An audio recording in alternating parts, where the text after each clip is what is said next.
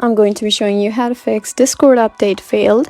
So it's really easy, so let's get right into it. So the first thing you need to know about fixing this update fail in Discord is to just restart Discord super quick. So if you're on Discord, what you need to do is close it completely and then reopen it. Sometimes the update just glitches, so you can try to do that. The second thing you can try is to check your internet. Just switch Wi-Fi or data and restart the router. Update errors often equals connection issue. So you can also try clearing Discord cache, which is very important. So if you're using Windows, what you need to do is press Win plus R, and then you can type %appdata%.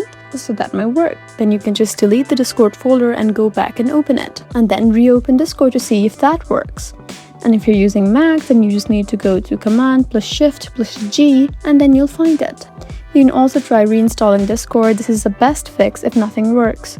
You can also try disabling antivirus or firewall temporarily. Sometimes it blocks updates. So in this way you can successfully fix the Discord update fail.